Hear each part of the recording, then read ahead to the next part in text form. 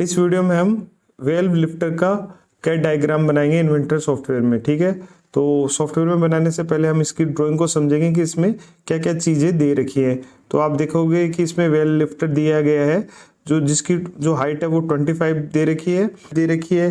फिर इसमें आप देखोगे कि इसमें रेडियस और डायमीटर्स दिए हुए हैं। ठीक है, तो और साथ में फिलेट भी दिए रखे हैं और जिनकी रेडियस 1 दे रखी है। ठीक है, और इसमें एक हेमिस्फेरिकल कट भी दे रखा है जिसका हम एक तरह से एक्सट्रूड कमांड में यूज करेंगे इनसाइड कट में। ठीक है, इसको बनाने के कई तरीके हैं, आप किसी भी तरीके से इस वेल्व लिफ्टर को बना सकते हो।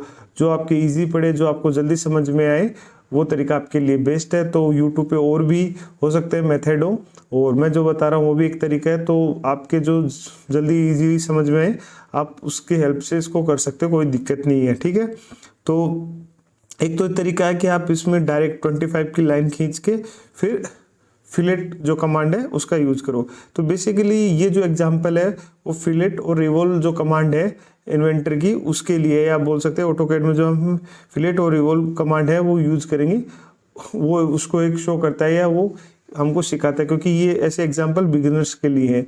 तो जो भी बिगिनर्स कर रहे हैं तो उसके लिए ही इसमें हम फिलेट और रिवोल्व कमांड का यूज करेंगे। ठीक है, और साथ में एक्सट्रूड को भी यूज करेंगे, इनसाइड एक्सट्रूड कट लगाएंगे। ठीक है, तो इसको करने से पहले वही सबसे पहले हम इन्वेंटर सॉफ्टवेयर खोलेंगे जिसमें हम XY प्लेन को सेलेक्ट करेंगे।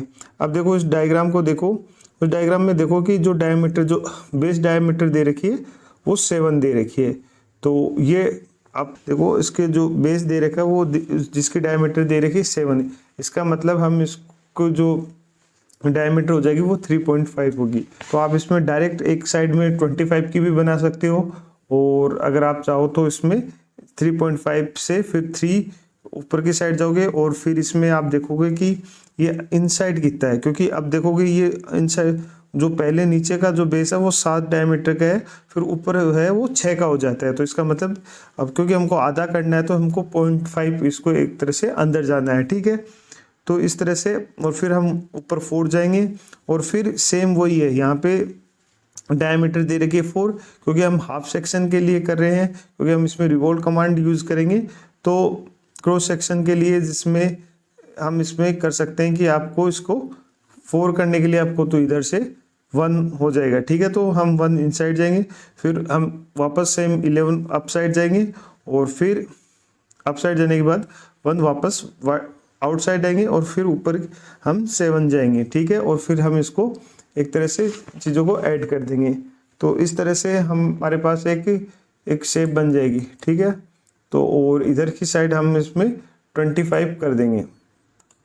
जब आप ये 25 कर दोगे तो हमारे पास कुछ इस तरह से बन जाएगा। ठीक है, अब हमको क्या करना है, इसमें फिलेट यूज करना है। फिलेट कमांड पे जाएंगे, और फिलेट देखो इसमें रेडियस 1 दे रखी है। ठीक है, तो फिलेट कमांड का कैसे यूज करता है, दो लाइनों को, मतलब दो जहाँ कॉर्नर को हम इसमें एक तरह से गोलाई देना चाहते हैं उनको सेलेक्ट करेंगे।